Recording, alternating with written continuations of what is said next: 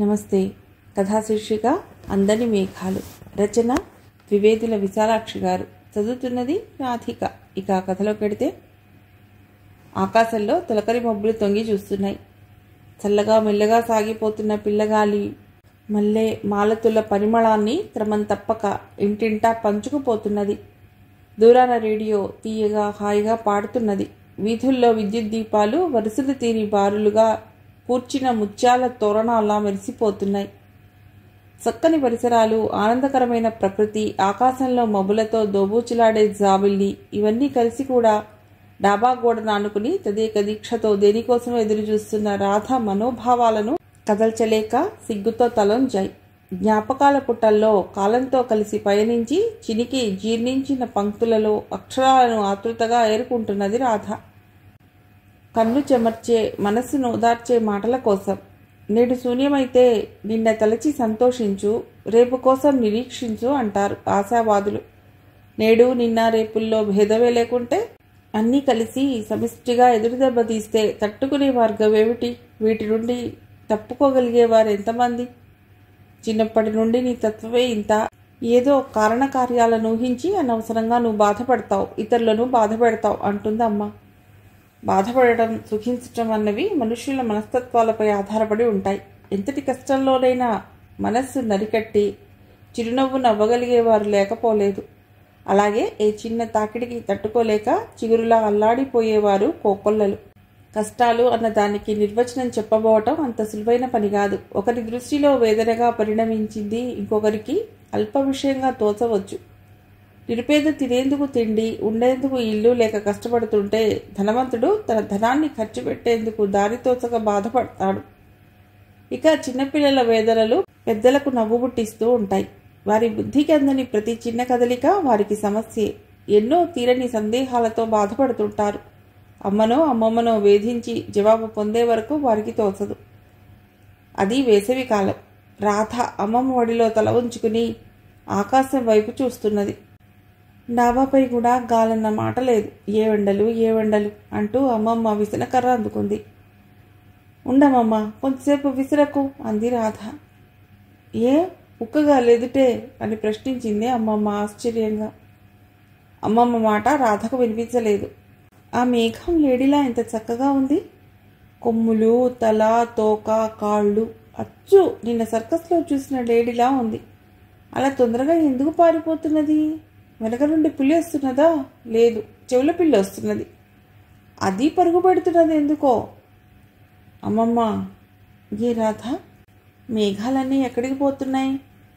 దేవుడి దగ్గరికి అమ్మా. దేవుడు వాటన్నిటినీ కూడబెట్టి మనకు వర్షం ఇస్తాడు. మనమే ఎందుకు కూడబెట్టుకోకూడదమ్మమ్మా? చక్కగా నా బుల్లి పెట్ట నిండా పోసుకుని ఆడుకుంటును కదా. ఆ మేఘాలు మనకు అందవమ్మా. అవి అలా దూరంగా మనల్ని ఊరిస్తూ ఆకాశం మీద పరుగులు తీస్తాయి. దగ్గరికి వెళ్తే అంతా ఆవిరి పొగ. ఏముంటుంది అందులో? ఆనాడు అందని మేఘాల గురించి బాధపడింది రాధ. ఒక్క మేఘాలే కాక జీవితంలో దూరం నుండి ఊరించి అంది అందకుండా తప్పుకునేవి అనేకం ఉంటాయని ఆమెకు తెలియదు. సుబ్బయ్య ఇంట్లోని హార్మోనియం సరిగమా సరి అంటున్నది. పంకజం బొంగురు కంఠంతో లంబోదర అంటున్నది. ఏ గాత్ర సంగీతం పరిచయం ఉన్నవాళ్ళైనా ఆ అపస్వరం, ఆ గొంతు విని చెవులు మూసుకోవాల్సిందే. సుబ్బయ్య మాత్రం తన కూతురి పాట విని పొంగిపోతాడు. అమ్మా, నాకు సంగీతం నేర్పించవే, రాధ ప్రాధేయపూర్వకంగా అడిగింది. అంత చిన్న వయసులో కూడా తన కోరిక తీరేది కాదేమో అని తెలియక ఆమె తల్లి దగ్గర ప్రాధేయపడేలా చేసింది.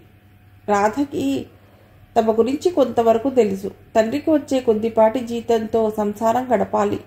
తల్లి ఎంత కప్పుదామనుకున్నా ఆ వెలితి కనిపిస్తూనే ఉండేది. పండుగలకు తోటి పిల్లలు కొత్త పరికిడీలు, ఫ్రాకులు తొడుక్కుని తిరుగుతుంటే ఇంట్లో ఉతికిన పరికిడీ కట్టుకుని నాది కొత్తదే అని దబాయించేది తోటి పిల్లలను. రామనాథం గారి సంసారం గురించి ఆ చుట్టుపక్కల అందరికీ తెలుసు. రాధ మాటలకు తోటి పిల్లలు పగలబడి నవ్వి, ఇప్పుడే మీ నాన్న తెచ్చాడు గదు అనేవారు.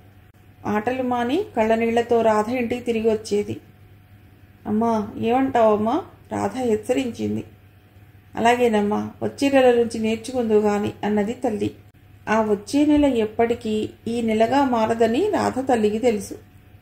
చిన్నారి రాధ మాత్రం తాను వచ్చే నెల నుండి సంగీతం నేర్చుకుంటానని తన నేస్తురాళ్ళకి చెప్పింది. అంతా మరొకసారి గుసగుసలాడారు. ఈసారి రాధ కళ్ళనీళ్లు నింపుకోలేదు. నేర్చుకున్నప్పుడు చూస్తారుగా అంది ఉక్రోషంతో. పెళ్లిపీటల మీదున్న కూతుర్ని అల్లుణ్ణి చూసి కళ్ళొత్తుకున్నారు రామనాథన్ దంపతులు. నువ్వు అదృష్టవంతురాలివి రాధ అన్నది తల్లి. నీ మొగుడు దేవుళ్లాంటి వాడమ్మా అన్నాడు తండ్రి. చదువుకున్న కుర్రవాళ్లంతా ఇలా కట్నాలు తీసుకోమంటే అనుకున్నారు అమ్మల కన్నా అయ్యడు. అల్లుడేం చదువుతున్నాడమ్మా ప్రశ్నించిందో ముత్తైదు.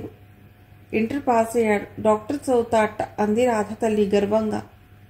ఒక్క క్షణం తలపైకెత్తి చూసింది రాధ, నిజంగానా అన్నట్లు. మరేమనుకున్నావు కళ్ళతోనే జవాబు చెప్పాడు పెళ్లి కొడుకు. రాధ మనసు ఆనందంతో నిండిపోయింది. డాక్టర్లంటే అందరి వంటి వారు కాదని రాధకి చిన్నతనం నుండి ఓ అభిప్రాయం. ఆపత్ సమయాలలో వాడు దేవుళ్ళలా కనిపిస్తారు. అందరికీ డబ్బుంటుందా వైద్యం చేయించుకోను. డాక్టర్ నిర్దయుడైతే ఎంతోమంది పేదలు తమ ఆత్మీయుల్ని కోల్పోవలసి వస్తుంది. తన రాజు అలాంటివాడు కాదు. అతడు ఉచితంగా మందులు ఇస్తాడు. తాను రోగులకు సేవ చేస్తూ అతనికి సహాయపడుతుంది. తనకి చదువుంటే. వదినా నువ్వేం చదువుకున్నావు? మరదలి పిల్ల ప్రశ్న. రాధ సిగ్గుతో బుర్ర వంచుకుంది. అన్నయ్య నిన్ను చదివిస్తాట, అమ్మతో చెప్తున్నాడు. అంత అదృష్టమా అనుకుంది రాధ మనస్సులో. మెడిసిన్ చదువుతానన్నారుగా అని ప్రశ్నించింది రాధ. నిజమే అనుకున్నాను కానీ నాన్న ఒప్పుకోవడం లేదు. దూరం వద్దంటుందమ్మ. ఏం చేయను? పోనిద్దు, నా మట్టుకు ఏదైనా ఒకటే. రాణించగలిగితే దేనిలోనైనా రాణించవచ్చు. ఇంతకీ నీకవే పట్టింపు లేదు కదా అన్నాడు రాజు. నాకేం పట్టింపు ఉంటుంది అంది రాధ. ఏమో డాక్టర్ గారి భార్య నవ్వాలని ఉందేమో అని అన్నాడు నవ్వుతూ. నిజానికి తను అనుకున్నట్లు జరగకపోయేసరికి బాధపడింది రాధ. కానీ తన మనోభావాలను మనసులోనే నిలుపుకునే అలవాటు రాధకు ఉగ్గుపాలతో పుట్టింది. ఏ విషయంలోనూ వెలితిపడకపోవటమే రాధ ప్రత్యేకత. ఆ వెనుక 2 ఏళ్ల నాడు పరీక్షకు వెళ్ళవద్దని అత్తగారు అన్ననాడు కూడా రాధ నోరెత్తలేదు. చదువు చెప్పించావు, బాగానే ఉంది. కానీ ఈ సమయంలో దాన్ని పరీక్షకు పంపడమే విట్రా. ఎవరైనా వింటే నవ్విపోగలరు. 7వ నెల వచ్చిందాయే. వాళ్ళమ్మ వచ్చి నేడో రేపో పురిటికి తీసుకువెడతానంటుంటే అంది రాధ అత్తగారు. అత్తయ్య మాటే కానిద్దురు. ఇప్పుడు ముంచుకుపోయిందేముంది? చదివిన చదువు తినేబోదు. పరీక్ష పాస్ అయ్యే యోగం ఉంటే ఇంకోనాడు వెళ్ళవచ్చు అంది రాధ నిర్లిప్తంగా. చూడమ్మా రాధ, పాప ఎంత బాగుందో అంది తల్లి. రాధ బరువుగా కళ్ళు తెరిచింది. అబ్బాయా అమ్మాయా? అమ్మమ్మ ప్రశ్నించింది. అమ్మాయే. ఏ పిల్ల అయితేనే దాని బరువు చులకన పడింది అన్నది అమ్మ సంతోషంతో. నిజానికి ఏ పిల్లైనా తల్లికి ఒక్కటే. అందులోనూ ప్రథమ సంతానం కూతురా కొడుకా అని ఆలోచించరు. అందంగా ఆరోగ్యంగా పిల్ల ఉంటే చాలు. కానీ రాధ విషయంలో అలా కాదు. తాను తల్లి కాబోతున్నానని తెలిసిన దగ్గర నుండి తనకి కొడుకే పుడతాడనుకునేది. రాజుతో ఆ విషయంలో పంతాలు కూడా వేసేది. మరికొన్ని నెలల్లో పుట్టబోయే కొడుకు రూపురేఖలు తలుచుకు మురిసిపోయేది. తన ఆలోచనల్ని తారుమారయ్యాయని తెలిసి నిట్టూర్చింది రాధ. నామకరణం చేస్తూ, నీ కొడుక్కి ఏం పేరు పెట్టేది రాధ అన్నాడు రాజు కొంటెగా. రాధ కోపంగా చూసి, ఇంకెవరూ వినలేదు కదా అని సర్దుకుంది. రాధ 4 పిల్లల తల్లి అయింది. పెద్ద కూతురు మాధవికి 8 ఏళ్లు. తర్వాత వాడు రవి. రవికి బాబుకి 3 ఏళ్లు తేడా. కడసారపు ముద్దుల పట్టి సీత. సాయంకాలం 5 గంటలకి రాజారావు కాలేజీ నుండి ఇంటికి వచ్చేసరికి ఇంట్లో వయలిన్ సరిగమలు పలుకుతున్నది. ఏమిటా విశేషం అని గదిలోకి తొంగి చూశాడు రాజు.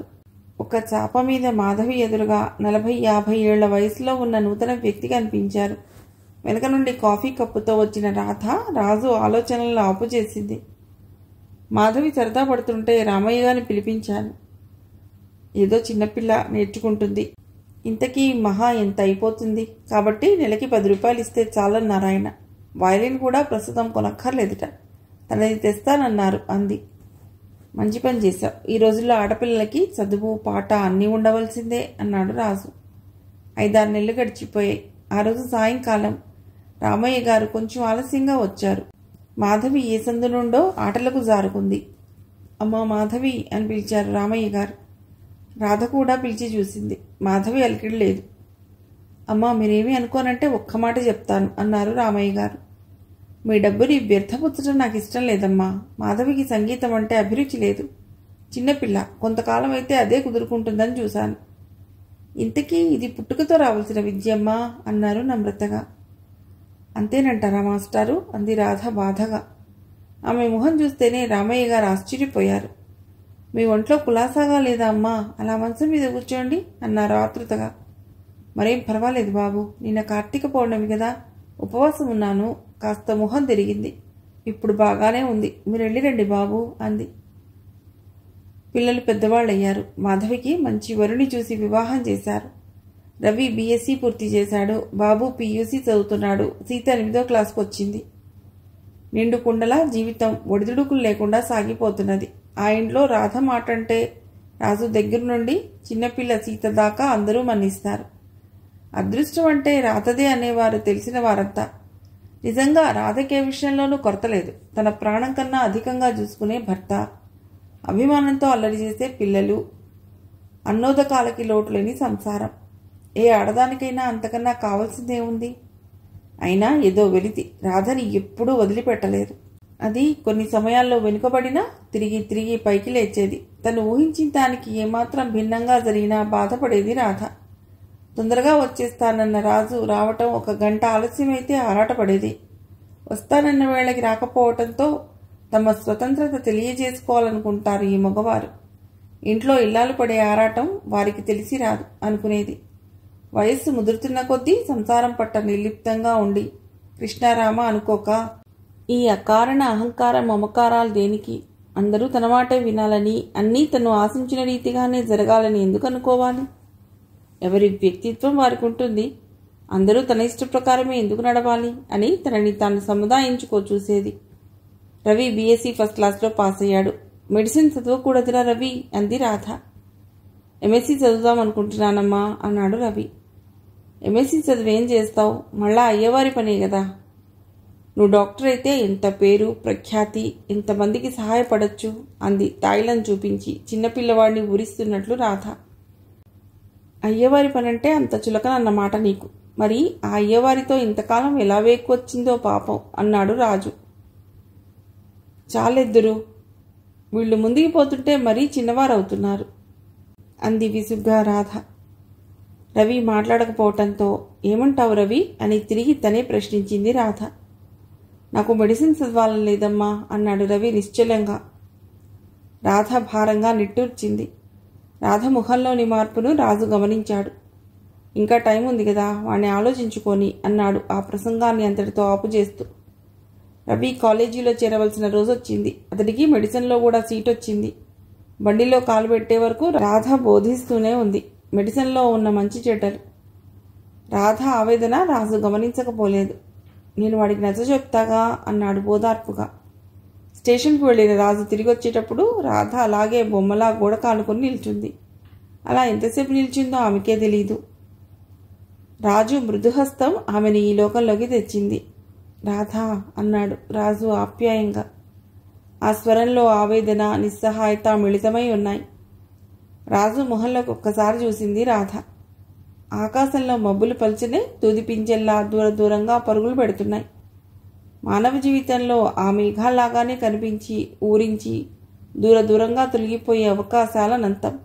వాటినన్నింటినీ ఉపయోగించుకోగలమనుకోవటం మన అవివేకాన్ని మాత్రమే తెలియజేస్తుంది.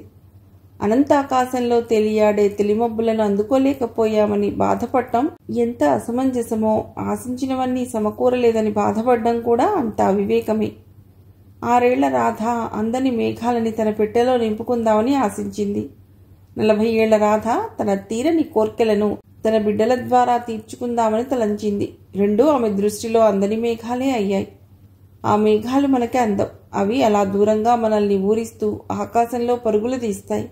దగ్గరికి వస్తే అంతా పొగ, ఆవిరి. ఏముంది అందులో అనుకుంది రాధ. కథ సమాప్తం.